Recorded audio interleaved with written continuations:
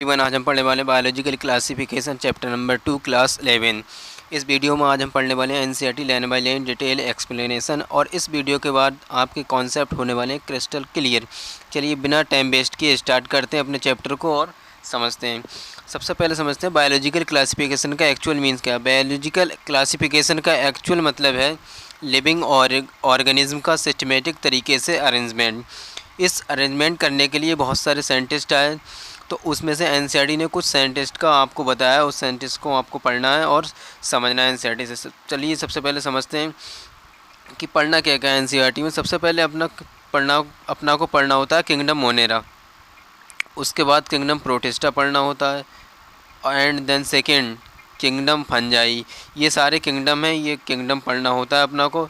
उसके बाद chapter finish हो जाएगा। ठीक, चलिए स्टार्ट करते हैं। एनसीईआरटी ने हमको बताया क्या। सबसे पहले एनसीईआरटी ने हमको बताया कि जो सबसे पहले since the drop civilisation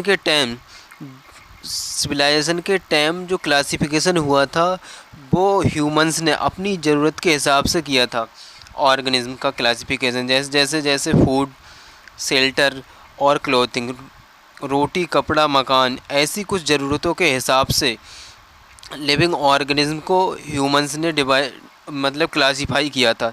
living organism को क्लासीफाई किया था ह्यूमन ने, और बहुत सारे अटैम्प्ट किए थे, बहुत सारी कोशिश किए थी लिविंग ऑर्गेनिज्म को क्लासीफाई करने के लिए, लेकिन कोई साइंटिफिक क्राइटेरिया यूज़ नहीं किया था।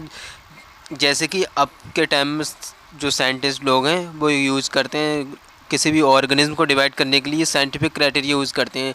पहले जो सिविलाइजेशन का टाइम था, पहले भी ऑर्गेनिज्म को डिवाइड किया था ह्यूमंस ने, बट कोई साइंटिफिक क्राइटेरिया यूज़ नहीं किया था ऑर्गेनिज्म को डिवाइड करने के लिए।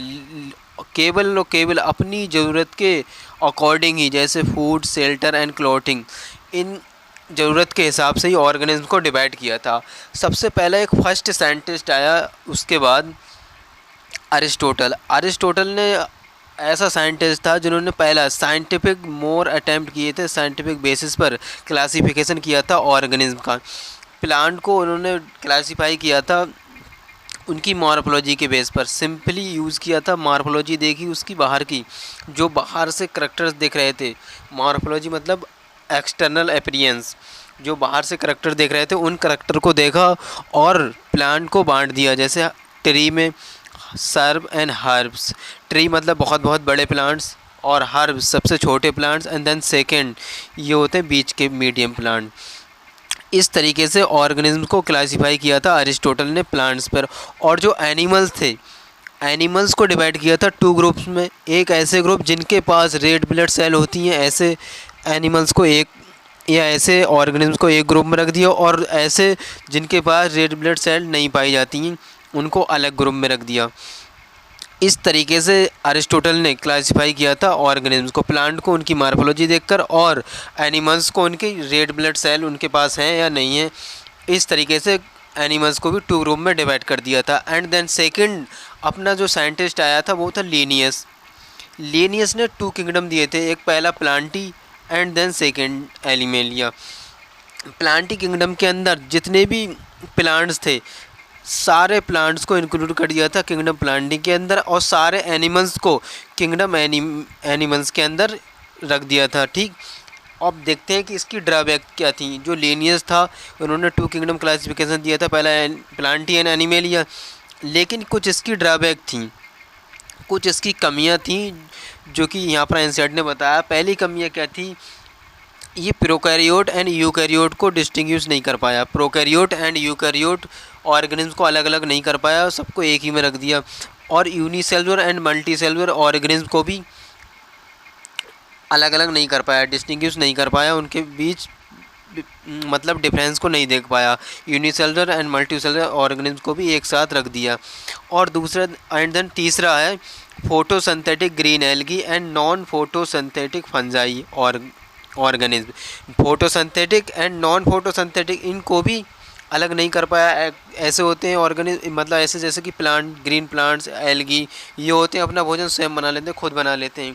और जो नॉन फोटोसिंथेटिक होते हैं वो अपना भोजन नहीं बना पाते हैं, जैसे कि फंजाई हेटरोट्रॉपिक होते हैं, इनको भी ये अलग नहीं कर पाया।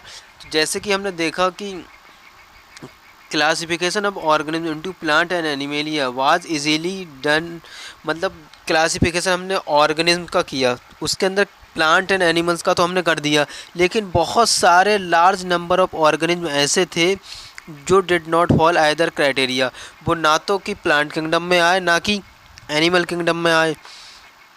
कुछ ऑर्गेनिज्म ऐसे बाकी थे लीनियस के क्लासिफिकेशन के टाइम। बस इसलिए two kingdom classification system use long time was not enough. इसलिए इसका रीज़न यही है कि हेंस यहाँ से ऐसा रीज़न बन सकता है कि two kingdom classification used for long time was inadequate, मतलब two kingdom classification long time use किया था लेकिन वह इनफ नहीं था। क्यों इनफ नहीं था? क्योंकि बहुत सारे ऑर्गेनिज्म ऐसे थे जो ना तो प्लांटी में आए ना कि और ना ही एनिमेलिया में आए। तो उसके बाद साइंटिस्टों ने सोचा कि कुछ और भी क्राइटेरिया होना चाहिए और भी ऑब्जर्वेशन अच्छे से करना चाहिए ताकि हमें और अच्छे से जानने को नॉलेज मिले, जिससे कि क्लासिफिकेशन बहुत अच्छे से कर पाएँ। तो इसके बी साइड ग्रोसिस मार्फोलॉजी, तब साइंटिस्टों ने सोचा कि मार्फोलॉजी के अलावा भी और बहुत सारे करैक्टर इंक्लूड करना चाहिए, जैसे कि सेल स्ट्रक्चर। किसी भी ऑर्गेनिज्म का उसको क्लासिफाई करने से पहले उसका सेल स्ट्रक्चर देखना चाहिए, नेचर ऑफ बॉल देखना चाहिए, मतलब उसकी सेल बॉल कैसी बनी हुई है, सेलुलोज की बनी हुई है, पेक्टिन की बनी हुई है, किस तरीके का नेचर है उसकी सेल बॉल का, ये देखना चाहिए। मोड ऑफ न्यूट्रिशन देखना चाहिए कि वो ऑटोट्रोपिक है या हेटरोट्रोपिक है, अपना भोजन खुद बनाता है, फोटोसिंथेटिक है, नॉन फोटोसिंथेटिक है। हैबिटेट देखना चाहिए ऑर्गेनिज्म का, एयर में रहता है, वाटर में रहता है या लैंड पर रहता है। मेथड ऑफ रिप्रोडक्शन भी देखना चाहिए।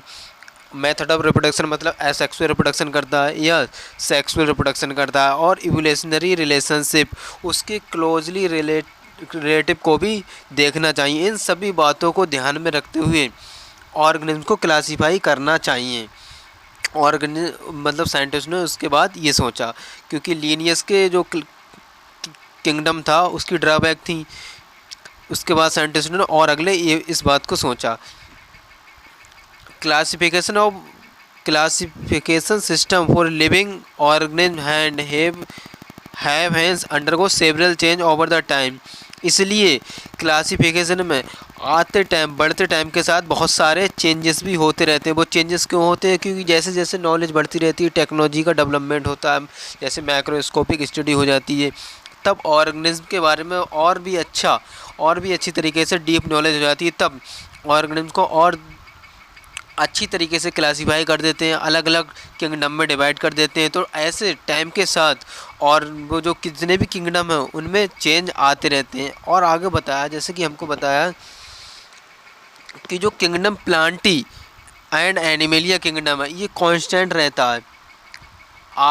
जितने भी किंगडम हैं साइंटिस्टों ने अलग अलग टाइम पर अलग अलग स्टडी की, लेकिन जो किंगडम प्लांटी और एनिमेलिया ये कांस्टेंट रहता है। डिफरेंस सिस्टम जितने भी सिस्टम है, जितने भी ग्रुप हैं ऑर्गेनिज्म्स को, उन सभी में ये कांस्टेंट रहता है। और बाकी जो अलग अलग साइंटिस्टों ने अलग अलग टाइम पर अलग अलग बातों को समझा, लेकिन जो किंगडम एनिमेलिया एंड प्लांट है वो कांस्टेंट रहता है टाइम, आगे वाले टाइम में भी। अब उसके बाद नेक्स्ट आती है अपनी ये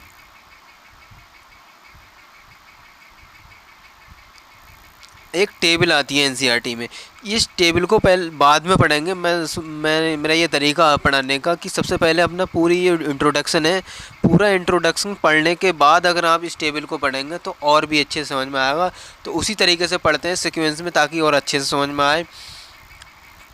अब अपना जो नेक्स्ट साइंटिस्ट था लीनियस के बाद आया आर.एच. व्हिटेकर। आर.एच. व्हिटेकर ने दिया था 5 किंगडम क्लासिफिकेशन दिया था 1969 में। इसके 5 किंगडम क्लासिफिकेशन सिस्टम में पहला था monera and then protista, fungi, plantae and animalia. ये 5 किंगडम क्लासिफिकेशन सिस्टम दिया था किसने? आर.एच. व्हिटेकर ने 1969 में। अब इन आर.एच. व्हिटेकर साहब ने भी अपने क्लासिफिकेशन करते टाइम कुछ ऐसे करेक्टर्स को इंक्लूड किया जो कि पहले लिनियस ने इंक्लूड किया था। उससे उसके बेस पर आर एच बीटेकर ने भी कुछ करेक्टर को इंक्लूड किया। वो कौन कौन से करेक्टर थे? सबसे पहला था सेल स्ट्रक्चर। इन आर एच बीटेकर ने भी सेल स्ट्रक्चर देखा। अब ये जो नई बात थी, इन्होंने बॉडी ऑर्गेनाइजेशन देखा कि यूनिसेलुलर है या सेलुलर लेवल ऑर्गेनाइजेशन होता है, टिश्यू लेवल ऑर्गेनाइजेशन है या ऑर्गन लेवल ऑर्गेनाइजेशन है, ऑर्गन सिस्टम लेवल ऑर्गेनाइजेशन है।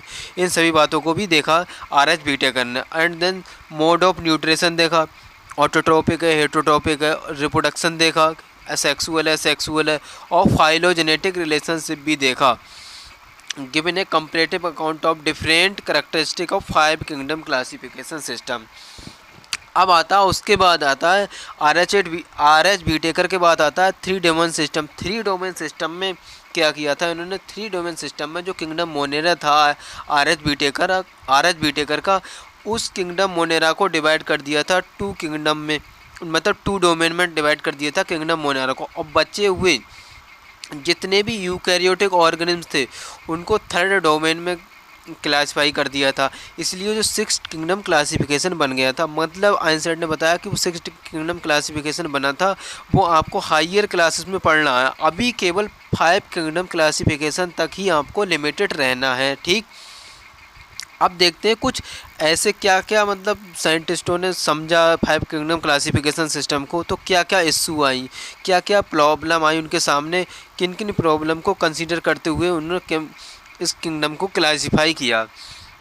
अब वो बात को समझना है, चलिए समझते हैं। सबसे पहले जो पहले का किंगडम था उसमें जो किंगडम प्लांटी था, किंगडम प्लांटी के अंदर अंडर किंगडम प्लांटी के अंदर जितने भी जो मतलब जैसे blue green algae, fungi, mosses, fern, gymnosperm and angiosperm bacteria, ये सभी अर्लियर क्लासिफिकेशन सिस्टम, जो पहले का क्लासिफिकेशन सिस्टम था, वो सब प्लांटी के अंदर आते थे।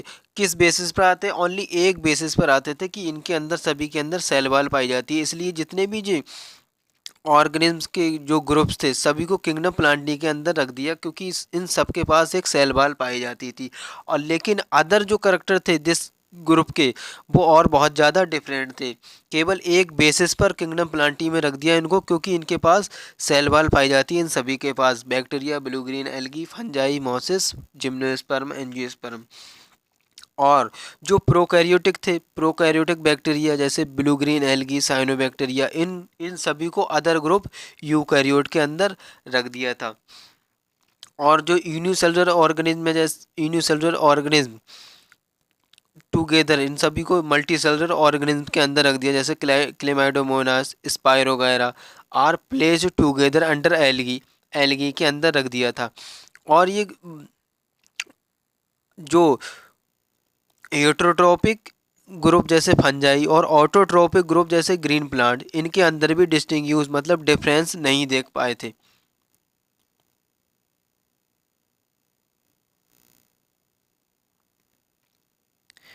Through this so characteristic difference their wall composition. लेकिन बाद में इनके जैसे सेल वॉल कंपोजिशन में डिफरेंस देखा, जैसे फंजाई की जो सेल वॉल बनी होती है काइटिन की बनी होती है, और प्लांट की सेल वॉल सेल्यूलोज की बनी होती है। जो ग्रीन प्लांट होते हैं उनकी सेल वॉल जो सेल्यूलोज की बनी होती है। लेकिन उसके बाद जैसे जैसे अंडरस्टैंडिंग बढ़ती गई, जो मतलब साइंटिस्टों ने अलग अलग एक्सपेरिमेंट किए और अंडरस्टैंडिंग बढ़ती गई, उसके बाद जो जितने भी जो अलग अलग ऑर्गेनिज्म थे किंगडम, जैसे fungi placed under separate kingdom fungi, जितने भी फंजाई थी उनको अलग एक किंगडम में रख दिया, सेपरेट किंगडम बना दिया उनका, किंगडम फंजाई। और जितने भी प्रोकैरियोटिक ऑर्गेनिम्स थे उनको एक ग्रुप के अंदर रख दिया, किंगडम मोनेरा के अंदर। और जितने भी यूनिसेलुलर यूकैरियोटिक ऑर्गेनिम्स थे उनको किंगडम अलग सेपरेट किंगडम में रख दिया, किंगडम प्रोटिस्टा के अंदर। किंगडम प्रोटिस्टा जैसे क्लेमाइडोमोनास, क्लोरेला, ये जो जितने भी ऑर्गेनिम्स थे क्लेमाइडोमोनास, क्लोरेला और पैरामेसियम अमीबा, ये जो अब सभी आते हैं किंगडम प्रोटिस्टा के अंदर। पहले जो जो 2 एग्जाम्पल हैं ये 2 एग्जाम्पल है क्लेमाइडोमोनास एंड क्लोरेला, इन दोनों को किंगडम प्लांटी के अंदर रखा था। जो मतलब किंगडम एल्गी के अंदर रखा था, जो किंगडम प्लांटी के अंदर आता था। पहले एल्गी भी किंगडम प्लांटी के अंदर आता। इन दोनों को किंगडम एल्गी के अंदर रखा था क्योंकि इनके अंदर सेल वॉल पाई जाती। और पैरामीशियम एंड अमीबा, ये इनको पहले रख दिया था किंगडम एनिमेलिया के अंदर। किस बेसिस पर? क्योंकि इनके पास सेल वॉल नहीं होती है, लैक ऑफ सेल वॉल के अंदर, लैक ऑफ सेल वॉल के बेसिस पर इनको किंगडम एनिमेलिया के अंदर रख दिया था।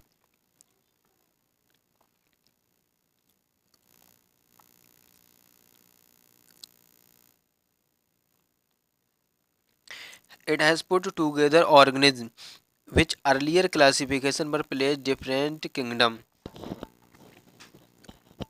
दिस हैपन बिकॉज, क्योंकि जो क्लासिफिकेशन चेंज होता रहता है टाइम के साथ। जो पहले अलग किंगडम में अलग अलग ऑर्गेनिज्म अलग अलग किंगडम थे या एक ही किंगडम में थे, उनको अलग अलग, जैसे जैसे अंडरस्टैंडिंग बढ़ती गई, इम्प्रूवमेंट होता गया, अंडरस्टैंडिंग में इम्प्रूवमेंट होता गया, उसके साथ टाइम के साथ उनके इवोल्यूशनरी रिलेशनशिप को देखा, उनके क्लोजली रिलेटिव को देखा, तब उनको अलग अलग क्लासीफाई कर दिया, अलग उनके सेपरेट किंगडम बना दिए। Over the time had attempt to made evolve classification system which reflect not only morphology, ना कि केवल उसकी ऑर्गेनिज्म की मार्फोलॉजी देखना, बल्कि उसकी फिजियोलॉजिकल एंड रिप्रोडक्टिव सिमिलरिटी और फाइलोजेनेटिक रिलेशनशिप भी देखना है, इवोल्यूशनरी रिलेशनशिप, ये सब चीज़ों को भी कंसीडर करते हुए किसी भी ऑर्गेनिज्म को क्लासीफाई करना है। अब जो अपना जो नेक्स्ट टॉपिक है जो इम्पोर्टेंट है, उसमें सबसे पहले अपना को कब पढ़ना है, किंगडम मोनेरा।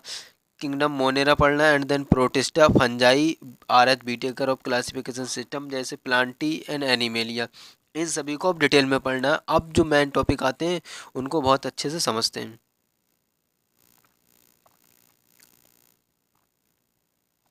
अब पढ़ना है आपका किंगडम मोनेरा। किंगडम मोनेरा क्या होता है? किंगडम मोनेरा के अंदर यूकैरियोटिक ऑर्गेनिज्म आते हैं, जैसे कि बैक्टीरिया। सभी बैक्टीरिया यूकैरियोटिक नहीं, मतलब सॉरी, प्रोकैरियोटिक ऑर्गेनिज्म, जितने भी प्रोकैरियोटिक ऑर्गेनिज्म होते हैं, और जैसे कि बैक्टीरिया, ये सभी किंगडम मोनेरा के अंदर आते हैं। इसलिए किंगडम मोनेरा को कहते हैं हम सोल मेंबर ऑफ बैक्टीरिया, इसलिए हम किंगडम मोनेरा को sole member of kingdom Monera कहते हैं। और ये दे मोस्ट अबाउंडेड माइक्रो ऑर्गेनिज्म पाए जाते हैं, बहुत ज़्यादा, मोस्ट अबाउंडेड, हर जगह पाए जाते हैं। ये हंड्रेड्स ऑफ बैक्टीरिया, अगर एक मिट्टी में भी देखते हैं तो हंड्रेड्स ऑफ बैक्टीरिया आपको देखने को मिल सकते हैं। और ये बैक्टीरिया जो ऐसी जगह भी पाए जाते हैं where few other life can survive, जहाँ की अदर लाइफ होती हैं जो बहुत कम सर्वाइव कर पाती हैं, वहाँ पर भी ये बैक्टीरिया आपको देखने को मिल सकते हैं। जैसे कि एक्सट्रीम हैबिटेट, जैसे hot spring desert, snow and deep ocean में भी देखने को मिलते हैं। और कुछ पैरासाइट के फॉर्म में ही देखने को मिलते हैं जो अदर ऑर्गेनिज्म पर रहते हैं। Many of them live on other organism as a parasite, endo parasite भी हो सकते हैं या एक्टो पैरासाइट भी हो सकते हैं। ठीक, अब कुछ जो बैक्टीरिया उनके शेप दे रखे हैं, जैसे 4 शेप दे रखे हैं अपना को, 4 कैटेगरीज बेस और शेप पर हैं। एक होता है स्पेरिकल बैक्टीरिया होता है जिसे हम कोकाई कहते हैं, और एक रॉड शेप होता है, रॉड शेप को हम बैसिलस बैक्टीरिया कहते हैं। अब जो तीसरा है वो कॉमा शेप होता है, उसे बीबीरो कहते हैं।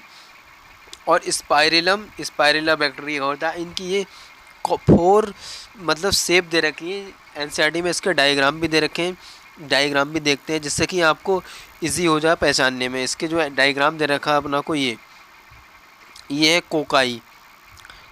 कोकाई बैक्टीरिया जो स्पेरिकल होता है, और दूसरा है बैसिलस, जो बैसिलस होता है वो रॉड शेप होता है। और स्पाइरिलम, ये बहुत ज़्यादा इंपॉर्टेंट है, स्पाइरिलम जो बैक्टीरिया उसके पास फ्लैजिल्ला पाया जाता है। इससे क्वेश्चन भी बनता है कि ऐसा कौन सा बैक्टीरिया है जिसके पास फ्लैजिल्ला पाया जाता है, वो है स्पाइरिल्ला। और देन 4 अपना बीबीरो, कॉमा से बैक्टीरिया। अब इसका एक क्विक रिवीजन मारते हैं कि बैक्टीरिया जितने भी बैक्टीरिया वो प्रोकैरियोटिक होते हैं और sole member of kingdom Monera होते हैं, हर जगह पाए जाते हैं। ऐसी जगह भी बैक्टीरिया पाए जाते हैं जहाँ पर अदर लाइफ सर्वाइव करना बहुत कम मुमकिन है, वहाँ पर भी पाए जाते हैं। जैसे हॉट स्प्रिंग में पाए जाते हैं, डेजर्ट, स्नो, डीप ओशियन में भी पाए जाते हैं। और उनके 4 मतलब वो दे रखे हैं शेप, जैसे spherical shape, rod shape, comma shape and spirillum. अब जो बैक्टीरिया है इसका जो मतलब स्ट्रक्चर है वो तो बहुत ज़्यादा वेरी सिंपल होता है, क्योंकि मतलब प्रोकैरियोट है, इनके अंदर ना तो इनके अंदर कोई न्यूक्लियस पाया जाता है और ना ही सेल मतलब सेल ऑर्गेनेली पाए जाते हैं इनके अंदर। तो इनका जो स्ट्रक्चर है वो तो बहुत वेरी सिंपल है, वेरी सिंपल स्ट्रक्चर पाया जाता है। लेकिन जो बिहेवियर है, बिहेवियर बहुत कम्प्लेक्स पाया जाता है, क्योंकि ये हर जगह पाए जाते हैं, हॉट स्प्रिंग में, डेजर्ट एंड डीप ओशियन में भी पाए जाते हैं। कंपेयर टू अदर ऑर्गेनिज्म्स की कंपेयर में करते हैं तो इनका जो जो मेटाबॉलिक डाइवर्सिटी होती है मोस्ट एक्सटेंसिव होती है। मेटाबॉलिक डाइवर्सिटी का मतलब जो एनर्जी कंज्यूम करते हैं और उस एनर्जी कंज्यूम कर कर अपनी डेली लाइफ एक्टिविटी को करते हैं। एनर्जी कंज्यूम बहुत ज़्यादा तरीके से करते हैं, जैसे कि अभी टेबल रहेगी, टेबल भी पढ़ाऊँगा मैं, वो स्किप हो गई, अभी टेबल जो दी रखी है एनसीईआरटी वो भी पढ़ाऊँगा। इनका जो मतलब जो अपना जो न्यूट्रिशन होता है, जो प्रोकैरियोटिक होते हैं उनका कीमोसिंथेटिक, ऑटोट्रोपिक, फोटोसिंथेटिक हर तरीके से ये अपना न्यूट्रिशन लेते हैं। इसलिए इनकी मोस्ट एक्सटेंसिव मतलब मोस्ट एक्सटेंसिव मेटाबॉलिक डाइवर्सिटी होती है। अच्छी मतलब एनर्जी लेते हैं, हर तरीके से एनर्जी लेते हैं और अपनी डेली लाइफ एक्टिविटी को करते हैं। कुछ बैक्टीरिया तो इनके ऑटोट्रोपिक होते हैं, some bacteria are autotrophic, they synthesize their food on, और कुछ ऐसे होते हैं जो मतलब जो ऑटोट्रोपिक होते हैं, इनऑर्गेनिक सबस्ट्रेट से अपना फूड बनाते हैं। इनऑर्गेनिक सबस्टेंस जैसे वाटर, CO2, इससे अपना भोजन बनाते हैं। और कुछ जो फोटोसिंथेटिक होते हैं ऑटोट्रोपिक, और कीमोसिंथेटिक ऑटोट्रोपिक भी होते हैं। और जो बैक्टीरिया होते हैं ज़्यादातर होते हैं हेटरोट्रोपिक। सबसे ज़्यादा मतलब ऑटोट्रोपिक या कीमोट्रोपिक की कंपेरिजन सबसे ज़्यादा vast majority of the bacteria होते हैं हेटरोट्रोपिक, और they depends on organism on dead organic material. और ये अपने फूड के लिए अब जो हेटरोट्रोपिक होते हैं डेड, सड़ी गली या मरी हुई ऑर्गेनिज्म पर डिपेंड होते हैं। अब जो मोनो मतलब मोनेरा है किंगडम, मोनेरा के अंदर ही आते हैं दो टाइप दे रखे हैं। एक होते हैं आर्की बैक्टीरिया और दूसरे होते हैं यू बैक्टीरिया। जो आर्की बैक्टीरिया होते हैं वो आर्की बैक्टीरिया बहुत ज़्यादा हार्श हैबिटेट में पाए जाते हैं। हार्श हैबिटेट का मतलब ऐसी जगह पाए जाते हैं जैसे कि साल्टी एरिया। जो साल्टी एरिया में पाए जाते हैं उन्हें हेलोफाइल्स कहते हैं, और जो हॉट स्प्रिंग में पाए जाते हैं उन्हें थर्मो एसिडोफाइल्स कहते हैं। हॉट स्प्रिंग मतलब गर्म झरनों का मतलब ही होता है थर्मो एसिडोफाइल्स। थर्मो मतलब हीट, थर्मो एसिडोफाइल्स बैक्टीरिया बोलते हैं जो हॉट स्प्रिंग में पाए जाते हैं। और जो मार्सली एरिया, दलदली एरियाओं में पाए जाते हैं बैक्टीरिया, उन्हें मेथेनोजेंस बैक्टीरिया बोलते हैं। अब जो बैक्टीरिया जो आर्की बैक्टीरिया है अदर बैक्टीरिया से डिफरेंट होता है, क्योंकि जो इनकी क्यों पाया जाता है, क्योंकि इनकी जो सेल वॉल होती है, जो सेल वॉल होती है वो अलग होती है अदर बैक्टीरिया की कंपैरिजन में। इसलिए ये ऐसी एक्सट्रीम कंडीशन में भी पाए जाते हैं। इसी अपनी सेल वॉल की फीचर, इनके अंदर जो मोस्ट इम्पोर्टेंट फीचर होता है जो सेल वॉल होती है अदर बैक्टीरिया की कंपैरिजन में अलग होती है। ये फीचर ही रिस्पॉन्सिबल होता है इनको एक्सट्रीम कंडीशन में सर्वाइव करने के लिए। और देन अपना तो जो मेथोजन बैक्टीरिया होता है वो जो पाया जाता है रूमिनेंट एनिमल्स। जो मेथोजन बैक्टीरिया होता है रूमिनेंट, जो एनिमल्स जुगाली करते हैं जैसे काओ, बफेलो, इनकी जो गट होती है उसके अंदर पाया जाता है। अब उसके अंदर जब पाया जाता है तब ये प्रोडक्शन ऑफ मेथेन बायोगैस का करता है। जब ये डंक मतलब जो गोबर होता है एनिमल्स का उसके उसमें पाई जाती है मेथेन गैस पाई जाती है, मेथेन बायोगैस प्रोडक्शन। उस मेथेन बायोगैस प्रोडक्शन के लिए रिस्पॉन्सिबल होता है मेथोजन बैक्टीरिया, और वो पाया जाता है एनिमल्स की गट में पाया जाता है।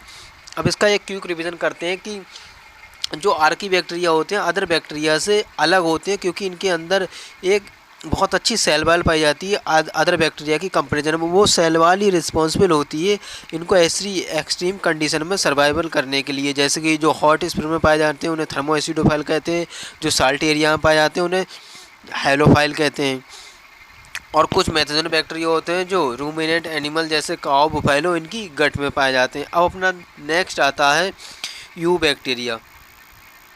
यू बैक्टीरिया को हम ट्रू बैक्टीरिया भी कहते हैं।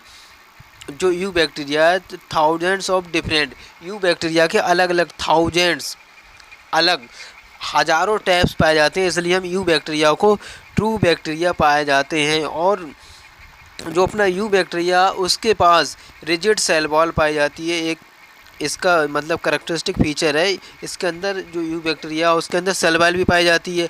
और अगर यू बैक्टीरिया मतलब मोटाइल होगा तब यू बैक्टीरिया के पास फ्लैजेला भी पाया जाएगा। फ्लैजेला मतलब होता है जैसे अपने ह्यूमंस के पास पैर होते हैं चलने के लिए, ऐसे ही फ्लैजेला रिस्पॉन्सिबल होता है इसकी यू बैक्टीरिया की मोटाइल करने के लिए, मतलब इसको चलाने के लिए रिस्पॉन्सिबल होता है फ्लैजेला।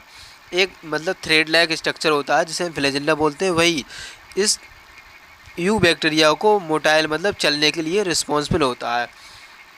अब जो यू बैक्टीरिया मतलब कुछ तो ऐसे होते हैं जो फोटोसिंथेटिक होते हैं और कुछ कीमोसिंथेटिक होते हैं। जो फोटोसिंथेटिक यू बैक्टीरिया होते हैं उनके पास क्लोरोफिल ए पाया जाता है ग्रीन प्लांट के सिमिलर। क्लोरोफिल ए पाया जाता है ग्रीन प्लांट के सिमिलर। जो ब्लू ग्रीन साइनोबैक्टीरिया होते हैं उनके अंदर, तब वो उस क्लोरोफिल ए की वजह से, जो क्लोरोफिल होता है डिफरेंट वेवलेंथ को ऑब्जर्व करता है और उससे एनर्जी लेता है और एटीपी को बनाता है, इसलिए ये ग्रीन प्लांट्स की तरह अपना भोजन बना लेते हैं और उनको फोटोसिंथेटिक कहते हैं। अब जो यू बैक्टीरिया उसकी कुछ मतलब करैक्टरिस्टिक फीचर दे रखे हैं। जो यू बैक्टीरिया साइनोबैक्टीरिया यूनिसेलुलर होता है ये, और प्रोकैरियोटिक होता है, और कॉलोनिकल फिलामेंटस होता है। कॉलोनिकल मतलब फिलामेंटस का मतलब होता है ये इसकी कॉलोनी है, ये एक कॉलोनी है, और इसकी ये दूसरी कॉलोनी है, ये तीसरी कॉलोनी है, ये चौथी कॉलोनी है। ऐसे ये कॉलोनी होती है इसकी। एक कॉलोनी मतलब ये एक फिलामेंट की तरह बना लेते हैं, यूनिसेलुलर होते हैं। ये एक सेल है इसकी, ये दूसरी सेल है, ये तीसरी सेल है, ये चौथी सेल है। तो ये ऐसी सेल जुड़कर एक कॉलोनी बनाती हैं, ऐसे एक फिलामेंट की तरह बना लेती हैं। और ये पाया कहाँ जाता है? फ्रेश वाटर में भी पाया जाता है, मैरीन समुद्र में भी पाया जाता है, और टेरेस्ट्रियल भी एल्गी होते हैं ये, मतलब लैंड पे भी पाया जाता है, मिट्टी में भी पाया जाता है।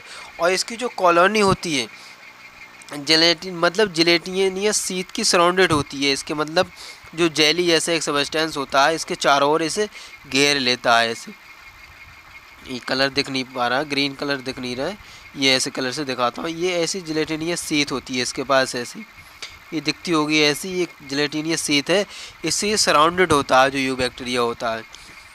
और कई बार ऐसा होता है जो जो पॉल्यूटेड वाटर बॉडीज़ होती है उसमें इतना ज़्यादा ये ग्रो कर लेते हैं, एक मतलब पॉल्यूटेड अपनी वाटर बॉडी बना लेते हैं, मतलब पॉल्यूटेड वाटर बॉडीज़ बना लेते हैं। जैसे कि आपने देखा होगा तालाब में ग्रीन ग्रीन जैसे एक छत्ता जैसा दिखता है। कई बार ये इतना ज़्यादा ग्रो हो जाते हैं obtain from volumes in polluted water bodies में बहुत ज़्यादा ग्रो कर लेते हैं। अब इनमें से ही कुछ ऐसे बैक्टीरिया होते हैं जो नाइट्रोजन फिक्सेशन का काम करते हैं। जैसे जो नाइट्रोजन फिक्सेशन का काम करते हैं उनमें से होता है एक nostoc and anabaena. Nostoc and anabaena के पास एक हेट्रोसाइट सेल पाई जाती है, एक स्पेशलाइज्ड सेल पाई जाती है, हेट्रोसाइट सेल बोलते हैं। ये सेल ही इन नॉस्टॉक एंड एनाबीना को रिस्पॉन्सिबल होती है नाइट्रोजन फिक्सेशन के लिए। एंड देन अब आता है अपना कीमोसिंथेटिक ऑटोट्रोपिक जो बैक्टीरिया होते हैं वो जो मतलब जैसे कि नाइट्रेट है एंड अमोनिया, इनको ऑक्सीडाइज करते हैं इनऑर्गेनिक सब्सटेंस के साथ ऑक्सीडाइज करते हैं। एंड देन इनसे जो एनर्जी निकलती है उस एनर्जी को एटीपी के प्रोडक्शन के लिए यूज कर लेते हैं। और इनका जो मतलब क्या होता है, इनकी जो कैरेक्टरिस्टिक फीचर ये है play an great role in recycling and nutrient, जैसे nitrogen, phosphorus, iron and sulphur. इनका अब क्वेश्चन भी बन सकता है यहाँ से, जो कीमोसिंथेटिक बैक्टीरिया होते हैं, कीमोसिंथेटिक ऑटोट्रोपिक बैक्टीरिया होते हैं या फोटोसिंथेटिक ऑटोट्रोपिक बैक्टीरिया होते हैं, हेटरोट्रोपिक बैक्टीरिया होते हैं, कौन से ऐसे बैक्टीरिया होते हैं जो रिसाइकलिंग मतलब न्यूट्रिशन की रिसाइकलिंग करते हैं? तो आंसर मारना है कीमोसिंथेटिक ऑटोट्रोपिक बैक्टीरिया। अब इनमें से ही अपने कुछ हेटरोट्रोपिक भी बैक्टीरिया होते हैं। अब हेटरोट्रोपिक बैक्टीरिया कौन से होते हैं? हेटरोट्रोपिक बैक्टीरिया वो होते हैं जो अपना दूसरे ऑर्गेनिज्म पर डिपेंडेंट होते हैं अपने फूड्स के लिए। Heterotrophic bacteria are most abundant in nature में, और सबसे ज़्यादा पाए जाते हैं। अब मतलब कुछ ऐसे हेटरोट्रोपिक बैक्टीरिया होते हैं जिनका ह्यूमंस पर कुछ अच्छा इफेक्ट पड़ता है, और बुरा भी इफेक्ट पड़ता है। कुछ तो ऐसे बैक्टीरिया होते हैं जो ह्यूमन इफेक्ट के लिए मतलब ह्यूमन के लिए यूज़फुल होते हैं, और दूसरे भाई दूसरी तरफ ऐसे और मतलब बैक्टीरिया होते हैं जो इफेक्ट करते हैं, मतलब नुकसान भी देते हैं ह्यूमन के लिए। मेजॉरिटी आर इम्पोर्टेंट डिकम्पोजर, और ज़्यादातर डिकम्पोजर होते हैं। Many of them a significant impact on humans affair, और बहुत ज़्यादा सिग्निफिकेंट इम्पैक्ट भी डालते हैं ह्यूमन अफेयर पर। कुछ ऐसे होते हैं बैक्टीरिया जो मतलब मिल्क होता है उसको कर्ड दही में बना देते हैं, जैसे उससे हमें डायरेक्ट विटामिन B12 मिलता है। मतलब जो हम कर्ड दही खाते हैं उसमें हमें डायरेक्ट विटामिन B12 मिलता है। उसको मिल्क से दही बनाने में जो बैक्टीरिया ही रिस्पॉन्सिबल होते हैं, लैक्टोबैसिलस एसिडिक बैक्टीरिया होता है, जो आपको क्लास 12th में पढ़ने को मिलेगा पूरा प्रोसेस। वो बैक्टीरिया ही रिस्पॉन्सिबल होता है दूध को दही बनाने में। और दूसरा एंटीबायोटिक प्रोडक्शन में, जो बैक्टीरियल डिजीज़ होती है उनके अगेंस्ट मतलब मेडिसिन बनाने में, एंटीबायोटिक्स बनाने में, जिससे कि आपको उस बीमारी से आसानी से आपको छुटकारा मिल सके। और कुछ ऐसे बैक्टीरिया होते हैं जो नाइट्रोजन फिक्सेशन करते हैं, जैसे नॉस्टॉक एंड एनीमिना। इनके पास एक स्पेशल सेल पाई जाती है हेट्रोसाइट, ये नाइट्रोजन का फिक्सेशन करते हैं किसके अंदर, लिग्यूम्स प्लांट्स के अंदर। जैसे कि लिग्यूम्स प्लांट्स कौन कौन से होते हैं, लिग्यूम्स प्लांट्स वो होते हैं जैसे कि दालें और पीनट्स, मूंगफली और जैसे चना, ऐसी फसलों की रूट्स के अंदर नाइट्रोजन का फिक्सेशन करते हैं। और वहीं दूसरी तरफ हम देखते हैं तो कुछ ऐसे बैक्टीरिया होते हैं जो पैथोजन काउजिंग करते हैं, डैमेज करते हैं ह्यूमंस को, क्रॉप्स को एंड एनिमल्स को। उसके कुछ 4 डिजीज़ दे रखी हैं, जैसे cholera, typhoid, tetanus, citrus canker. अब as well as are disease known जो कॉज इफेक्ट डिफरेंट बैक्टीरिया, जो डिफरेंट बैक्टीरिया होते हैं, जैसे cholera, typhoid, tetanus, citrus canker जैसी बीमारियों को करने के लिए भी रिस्पॉन्सिबल होते हैं ह्यूमंस के अंदर। ठीक है, इसको याद रखते हैं सीटी या सीटी 2 बार याद रख सकते हैं, ये ट्रिक है इसकी। इस तरीके से याद रखते हैं कौन कौन सी डिजीज़ करते हैं, ये पूछा जाता है ज़्यादातर टेस्ट में या पेपर में कि बैक्टीरिया के द्वारा कौन कौन सी डिजीज़ होती है, तो वो याद रख सकते हैं सीटी इस तरीके से, सिट्रस कैंकर, टाइफाइड और टिटनस और कोलेरा। ठीक, अब आता है बैक्टीरिया का रिप्रोडक्शन। बैक्टीरिया का रिप्रोडक्शन किस तरीके से होता है पहले वो देखते हैं। बैक्टीरिया जैसे कि ये एग्जाम्पल में दे रखा है, ये कोई बैक्टीरिया है। बैक्टीरिया का जो मतलब पहले जो बैक्टीरिया पूरा होगा, पूरा बैक्टीरिया ऐसे होगा, पूरा बैक्टीरिया। तो बैक्टीरिया में सबसे पहले जो डीएनए होता है, उसका जो जेनेटिक मटेरियल होता है, सबसे पहले उसका जेनेटिक मटेरियल 2 पार्ट्स में डिवाइड होता है। इतना जेनेटिक मटेरियल अलग हो गया, इतना जेनेटिक मटेरियल अलग और इतना अलग। उसके बाद उसकी cell wall and cell membrane का डिवीज़न होता है। इस तरीके से बैक्टीरिया के अंदर डिवीज़न होता है। तो जो बैक्टीरिया होते हैं, ज़्यादातर बैक्टीरिया में डिवीज़न होता है, मेनली जो रिप्रोड्यूस होते हैं फिजन के द्वारा रिप्रोडक्शन होता है। फिजन का मतलब होता है किसी एक सेल का, एक बैक्टीरिया का 2 पार्ट्स में टूट जाना। लेकिन अनफेवरेबल कंडीशन में ये स्पोर प्रोड्यूस करते हैं। अनफेवरेबल कंडीशन का मतलब जहाँ पर इनकी फेवरेबल कंडीशन ना हो, जिस फेवरेबल कंडीशन में ये सर्वाइव करते हैं। ये अगर कोई बैक्टीरिया ऐसा है जो बहुत हीट में पाया जाता है, तो उसके लिए हीट इतनी पर्याप्त मात्रा में अवेलेबल ना हो, या फूड पर्याप्त मात्रा में बैक्टीरिया के लिए अवेलेबल ना हो, तब ऐसी अनफेवरेबल कंडीशन में बैक्टीरिया प्रोड्यूस करता है spore. They also reproduce by A 4 sort of sexual reproduction by adopting a primitive type of DNA transfer one bacteria to other bacteria। और primitive type of जो DNA होता है वो transfer होता है one bacteria to other bacteria, जैसे कि मैंने डायग्राम में भी बताया था। अब जो बहुत ज़्यादा मोस्ट इम्पोर्टेंट दे रखा है, एक माइकोप्लाज्मा का एग्जाम्पल दे रखा है। जो माइकोप्लाज्मा होता है एक ऐसा ऑर्गेनिज्म होता है जिसके पास कम्प्लीटली सेल वॉल होती ही नहीं है इसके पास, और सबसे ज़्यादा स्मॉलेस्ट ऑर्गेनिज्म होता है। और ऐसा ऑर्गेनिज्म होता है माइकोप्लाज्मा जो विदाउट ऑक्सीजन के ही सरवाइव कर सकता है, और बहुत सारी डिजीज़ भी करता है एनिमल्स एंड प्लांट्स के अंदर mycoplasma. The mycoplasma are organism that completely lack of cell wall, they are smallest living organism और survive without oxygen. Without oxygen भी सर्वाइव कर सकता है। और मैनी माइकोप्लाज्मा आर पैथोजेनिक होते हैं एनिमल्स एंड प्लांट्स दोनों के अंदर। अब जो अपनी जो टेबल पीछे छूट रखी है उस टेबल को पढ़ लेते हैं, जिससे कि और अपने कॉन्सेप्ट हो क्रिस्टल क्लियर। सबसे पहले अपना को 5 किंगडम क्लासिफिकेशन का एक बेसिक नॉलेज हो जाएगा ये टेबल पढ़ने के बाद। किंगडम जो मोनेरा है, अपना जो किंगडम मोनेरा है उसके पास जो सेल टाइप होती है, सेल टाइप होता है प्रोकैरियोटिक। प्रोकैरियोटिक सेल होती है किंगडम मोनेरा के पास। और बाकी जितने भी किंगडम प्रोटिस्टा, फंजाई, प्लांटियन, एनिमेलिया है, उन सभी की जो सेल होती है, सेल टाइप होता है, वो यूकैरियोटिक सेल पाई जाती है। और जो किंगडम मोनेरा उसी के पास ही सेल प्रोकैरियोटिक पाई जाती है। अब देन जो सेल वाल पाई जाती है, सेल वाल होती है जो किंगडम मोनेरा के पास या तो नॉन सेलुलरिक होती है या पॉलीसैकेराइड अमीनो एसिड की बनी होती है। और बाकी जो किंगडम जो प्रोटिस्टा उसके अंदर तो अब्सेंट होती है, सेल वाल अब्सेंट होती है, लेकिन कुछ ऐसे होते हैं जो प्रोटिस्टा उनके अंदर प्रेजेंट होती है। फंजाई के अंदर जो सेल वाल होती है वो काइटिन की बनी होती है। और जैसे कि आप पहले भी जानते हैं जो प्लांटी है, प्लांटी के अंदर होती है सेल वाल सेलुलोज की बनी होती है। और किंगडम एनिमेलिया को तो हम पहले से ही पढ़ते हैं कि किंगडम एनिमेलिया के अंदर सेल वाल अब्सेंट होती है, मतलब होती ही नहीं है। अब जो न्यूक्लियर मेम्ब्रेन, न्यूक्लियर मेम्ब्रेन मतलब न्यूक्लियर मेम्ब्रेन प्रोकैरियोटिक सेल के अंदर तो होगी नहीं, क्योंकि प्रोकैरियोटिक सेल के अंदर तो न्यूक्लियस होता ही नहीं है। तो प्रोकैरियोटिक सेल किसके अंदर पाई जाती है? मोनेरा के अंदर। तो मोनेरा के अंदर तो अब्सेंट होगी सेल में, मतलब न्यूक्लियर मेम्ब्रेन। और जितने भी यूकैरियोटिक ऑर्गेनिज्म हैं उनके अंदर सेल मतलब न्यूक्लियस पाया जाता है। जब न्यूक्लियस पाया जाता है तो न्यूक्लियर मेम्ब्रेन भी होगी।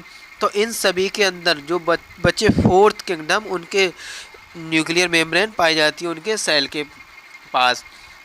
और जो बॉडी ऑर्गेनाइजेशन है, बॉडी ऑर्गेनाइजेशन किंगडम मोनेरा है उसका सेलुलर लेवल होता है। और प्रोकैरियोट होता है तो ज़्यादातर मतलब यूनिसेलुलर ऑर्गेनिज्म आते हैं इसके अंदर। और प्रोटिस्टा है उसके पास होता है सेलुलर लेवल ऑफ ऑर्गेनाइजेशन, क्योंकि इसके अंदर भी यूकैरियोटिक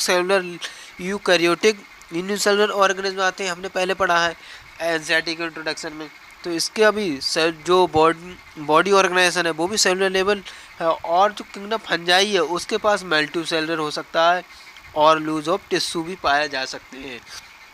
प्लांटी के अंदर टिश्यू ऑर्गन और टिश्यू ऑर्गन सिस्टम एनिमेलिया के अंदर पाया जाता है। और मोड ऑफ न्यूट्रिशन सबसे ज़्यादा इम्पोर्टेंट, मैंने बताया कि मोड ऑफ न्यूट्रिशन जो किंगडम मोनेरा होता है, अपना किंगडम मोनेरा के अंदर सभी हर तरीके से ये अपना न्यूट्रिशन लेता है। ऑटोट्रोपिक भी होता है ये, और कीमोसिंथेटिक भी होता है ये, फोटोसिंथेटिक भी होता है ये, हेट्रोट्रोपिक भी होता है ये, और सैप्रोफिटिक यानी कि सड़ी गली चीज़ों से भी अपना न्यूट्रिशन लेता है, अपने भोजन को प्राप्त करता है, ये अपने फूड्स को लेता है।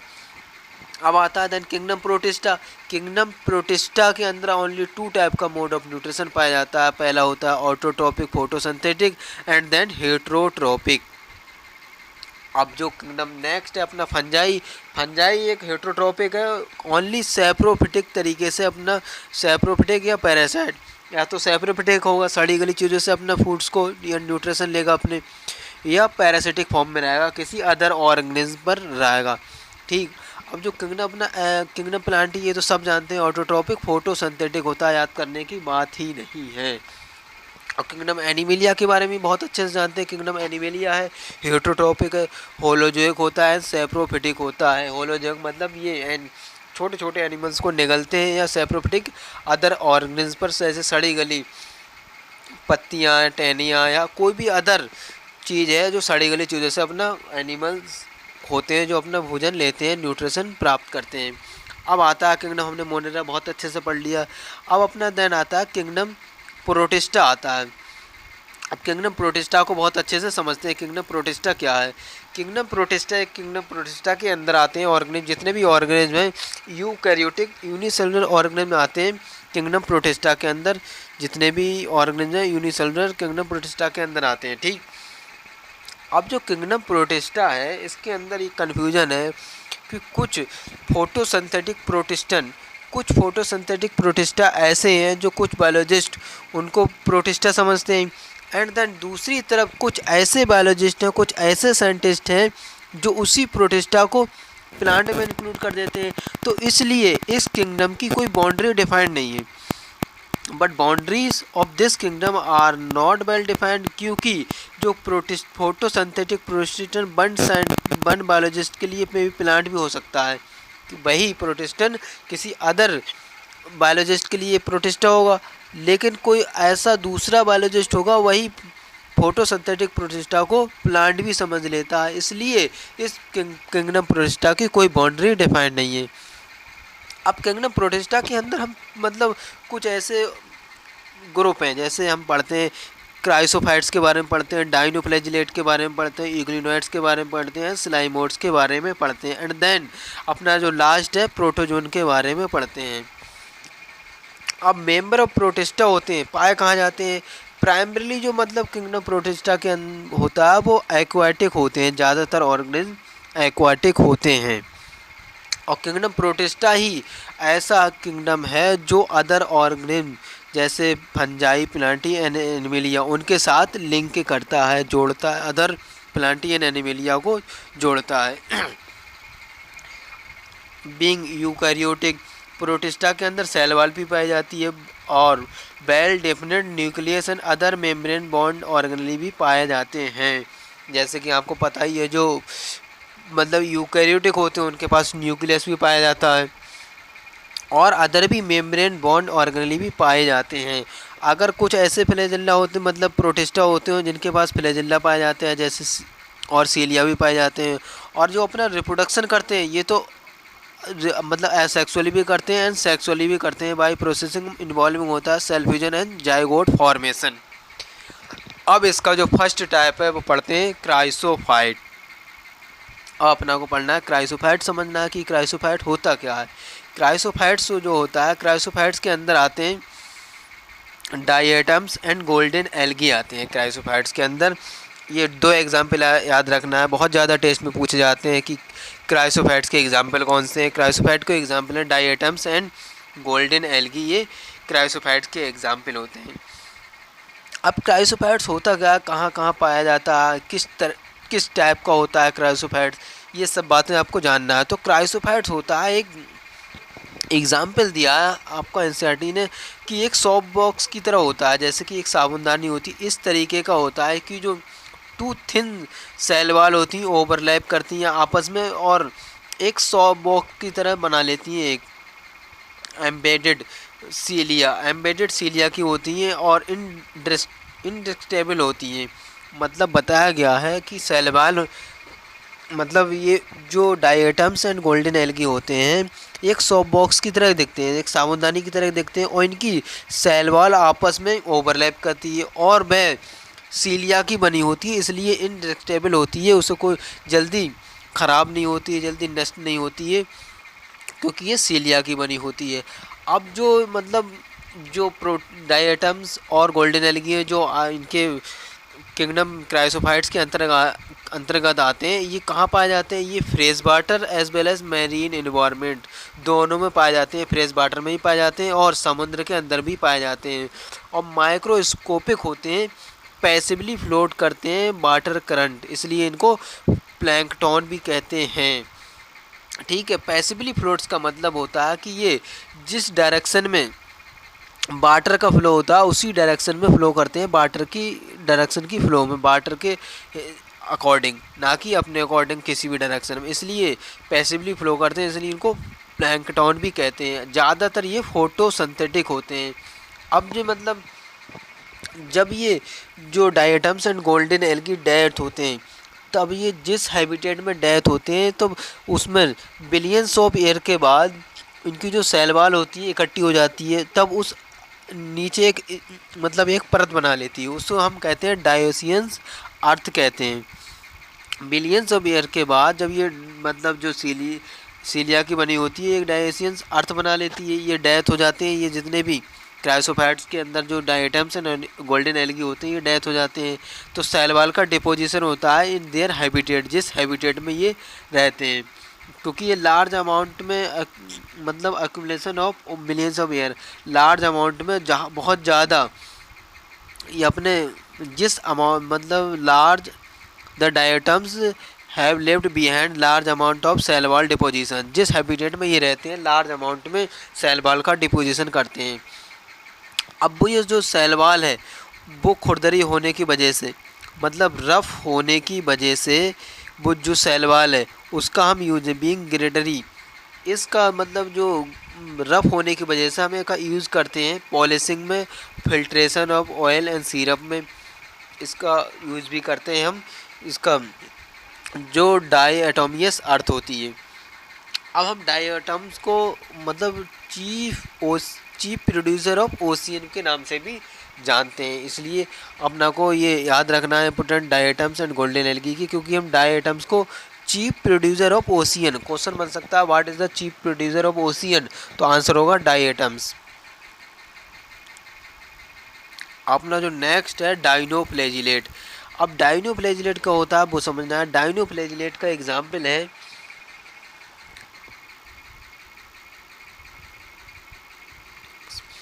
जो डाइनोफ्लैजिलेट का एग्जाम्पल है, डाइनोफ्लैजिलेट पढ़ना है। डाइनोफ्लैजिलेट का जो एग्जाम्पल है गाइनोलैक्स एग्जाम्पल होता है। आप याद रख सकते हैं, इसकी ट्रिक है डॉक्टर गायनिकोलॉजिस्ट, डॉक्टर गायनिकोलॉजिस्ट इसका एग्जाम्पल भी याद रख सकते हैं। अब जो होते हैं जो डाइनोफ्लैजिलेट्स होते हैं ये मतलब मोस्टली ज़्यादातर मतलब मैरीन हैबिटेट में समुद्र में पाए जाते हैं और फोटोसिंथेटिक होते हैं जो डाइनोफ्लैजिलेट्स होते हैं, और इनका मतलब कलरफुल भी होते हैं। जिस हैबिटेट में मतलब इनके पास एक पिगमेंट पाया जाता है, मेन पिगमेंट होता है इनकी सेलवाल में एक मेन पिगमेंट होता है, उस पिगमेंट के अकॉर्डिंग इनका कलर दिखता है। कभी कभी ये येलो दिखते हैं, ग्रीन भी दिखते हैं, ब्राउन भी दिखते हैं, ब्लू भी दिखते हैं, रेड भी दिखते हैं। वो डिपेंड करता है कि इनकी सेलवाल में किस टाइप का पिगमेंट पाया जाता है। इनकी सेलवाल सेलुलोज की बनी होती है। ऑटर जो सेलवाल होती है वो सेलुलोज की बनी होती है, स्टिप कठोर होती है। उस सेलवाल पर दो फ्लैजिल्ला पाए जाते हैं, एक लॉन्गिट्यूडनली होता है और एक ट्रांसवर्सली होता है। इनकी जो फ्रो होती है बिटवीन द सेलवाल प्लेट की जो फ्रो होती है उसके अंदर एक ट्रांसवर्सली दिखता है, जैसे कि ये लॉन्गिट्यूडनली दिख रहा है और ये एक ट्रांसवर्सली ये फ्रो दिखती है। इसकी जो सेलवाल है उसके बीच में ये एक फ्रो दिखती है। कई बार जो मतलब रेड डाइनोफ्लैजिलेट होते हैं रैपिडली मल्टीप्लिकेशन करते हैं लार्ज अमाउंट में, ये एक टॉक्सिन रिलीज करते हैं जिससे कि लार्ज नंबर ऑफ जो एनिमल्स होते हैं किल हो जाते हैं, मर जाते हैं। जो मैरीन एनिमल होते हैं जैसे की फेसेस हैं, जो अदर फेसेस हैं, इसकी जो टॉक्सिक रिलीज करते हैं, रेड टाइड बना लेते हैं, बहुत ज़्यादा मल्टीप्लिकेशन करते हैं ये अपना, और एक टॉक्सिन एक जहरीला सब्सटेंस रिलीज करते हैं जो रेड डाइनोफ्लैजिलेट होते हैं। तो ये रेड टाइड बना लेते हैं, समुद्र में लाल लाल समुद्र दिखने लगता है। अब अपना आता है नेक्स्ट यूग्निलॉइड्स। जो यूग्निलॉइड्स होता है उसका जो एग्जांपल है यूग्लिना। यूग्लिना होता है ये अपना को ज़्यादातर मतलब जो रोके हुए वाटर होते हैं, स्टैंड वाटर, ठहरे हुए वाटर में, फ्रेश वाटर में दिखता है ये ऑर्गेनिज्म। और इसकी जो सेलवाल होती है मतलब वो सेलुलोज की जगह एक प्रोटीन की बनी होती है, रिच प्रोटीन का, इसलिए हम इसे पेलिकल कहते हैं। और पेलिकल बनी होने की वजह से ही इसकी सेलवाल फ्लेक्सिबल होती है। और इसके पास भी टू फ्लैजिल्ला पाए जाते हैं, एक शॉर्ट होता है ये और दूसरा एक लॉन्ग होता है। टू फ्लैजिल्ला पाए जाते हैं, एक शॉर्ट एंड एक लॉन्ग। अब जब सनलाइट की प्रेजेंस में ये फोटोसिंथेटिक होते हैं, अपना भोजन खुद बना लेते हैं और जैसे कि प्लांट की लायक बिहेव करते हैं। और जब फोटोसिंथेसिस नहीं करते हैं ये, तब अदर स्मॉलर ऑर्गेनिज्म को शिकार करते हैं, इसलिए ये हेटरोट्रॉप कहलाते हैं। दूसरे जैसे छोटे छोटे ऑर्गेनिज्म होते हैं उनका शिकार कर लेते हैं और हेटरोट्रॉप की तरह बिहेव करते हैं, प्रेडेटिंग मतलब शिकार कर लेते हैं स्मॉलर ऑर्गेनिज्म का। और बहुत ज़्यादा इंटरेस्टिंगली बहुत ज़्यादा इम्पोर्टेंट बात यह है, जो यूग्लिना होता है उसके पास एक आइडेंटिकल मतलब पिगमेंट होता है जो हायर प्लांट्स के पास होता है। यूग्लिना के अंदर हायर प्लांट्स की तरह एक पिगमेंट्स होता है, जैसे कि हमने यू बैक्टीरिया के अंदर भी देखा था, क्लोरोफिल ए पाया जाता मतलब ट्री की तरह, जैसे कि फोटोसिंथेसिस कर रहा है, तो यूग्लिनाइड्स भी फोटोसिंथेसिस कर रहा है। तो यूग्लिनाइड्स के अंदर भी एक ऐसा पिगमेंट पाया जाता है जो हायर प्लांट्स के अंदर होता है, जिससे ये अपना भोजन खुद बना लेता है। अब अपना नेक्स्ट है स्लाइमोड्स। अब पढ़ते हैं स्लाइमोर्स की क्या क्या मतलब खासियत है वो देखना है। अब याद रखना एस स्लाइमोर्स होता है जो मतलब सड़ी गली चीज़ों पर उगता है। सैप्रोफिटिक प्रोटेस्ट होता है और ये मतलब सड़ी गली चीज़ों पर मूव करता है। डिकेइंग ट्विंग्स मतलब सड़ी गली पत्तियां हैं, टहनियाँ हैं और उनको इनगल्फिंग करता है, निगल लेता है ऑर्गेनिक मैटर, उनसे ऑर्गेनिक मैटर को निगल लेता है। अब इसका ये जो रिप्रोडक्शन कैसे करता है, मतलब ये मतलब अंडर सूटेबल कंडीशन में तो ये एग्रीगेट हो जाता है, बहुत सारी सेल का एग्रीगेशन हो जाता है, बहुत सारी सेल इकट्ठी हो जाती हैं सूटेबल कंडीशन में और वो सेल एक इकट्ठी हो जाती हैं, गुजट्टा बना लेती हैं, उसे हम कहते हैं प्लाज्मोडियम। और ये कई बार प्लाज्मोडियम सेवरल फीट तक, कई फीट तक ऐसे हाइट में ग्रो कर लेता है। और ड्यूरिंग अनफेवरेबल कंडीशन में, जब इसका सूटेबल मॉइस्चर, हीट या टेम्परेचर या फूड ना हो, तब जो प्लाज्मोडियम है डिफ्रेंशिएट हो जाता है और बना लेता है फ्रूटिंग बॉडीज़ बना लेता है। जो टिप पर होती हैं, जो प्लाज्मोडियम की टिप पर पाई जाती है फ्रूटिंग बॉडी, उसके मतलब फ्रूटिंग बॉडीज़ बनाता है। फ्रूटिंग बॉडी के टिप पर पाए जाते हैं स्पोर। अब स्पोर के पास एक सेल वॉल भी पाई जाती है। They are extensively resistance and survive for many year तक, क्योंकि इनके पास सेल वॉल पाई जाती है और एडवर्स कंडीशन में भी सर्वाइव कर सकते हैं। The spore are disperse by air current, और स्पोर को एयर करंट के द्वारा डिस्पर्स कर देता है। अब आता है अपना प्रोटिस्टन। जो प्रोटिस्टा है, प्रोटिस्टा हेटरोटॉपिक होते हैं और ये प्रेडेटर या पैरासाइट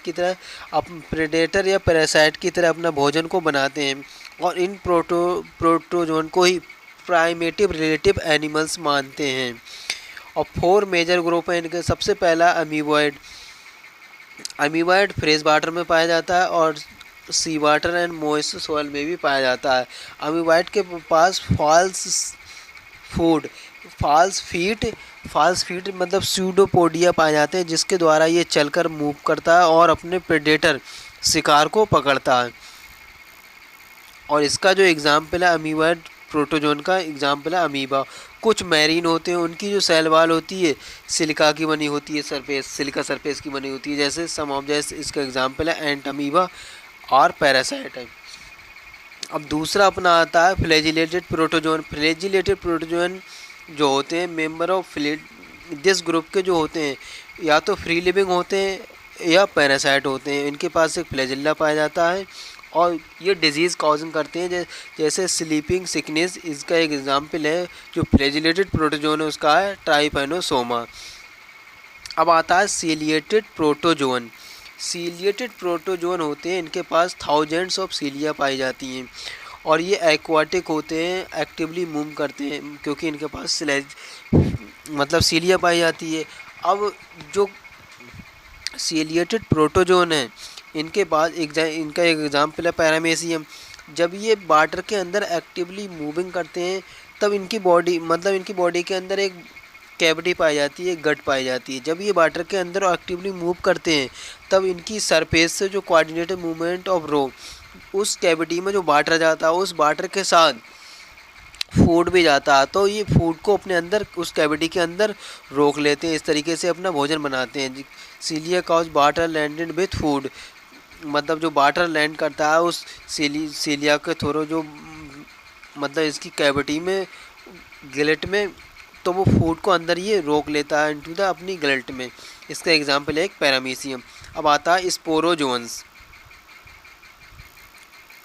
जो लास्ट है अपना प्रोटोजोन का वो है स्पोरोजोन होते हैं, मतलब ऐसा है इनकी जो लाइफ साइकिल होती है। This disease organism that have infections spore like stage in their life cycle, इनकी लाइफ साइकिल इन्फेक्शनस स्पोर होती है इनके। द मोस्ट न्यूट्रियस प्लाज्मोडियम, जो सबसे ज़्यादा खतरनाक प्लाज्मोडियम जो मलेरियल पैरासाइट होता है, जो मलेरिया डिजीज़ करता है ह्यूमंस के अंदर और बहुत ज़्यादा तरीके से बहुत बुरा इफेक्ट डालता है ह्यूमन पॉपुलेशन पर। अब अपना जो नेक्स्ट पढ़ने वाले हैं वो किंगडम फंजाई।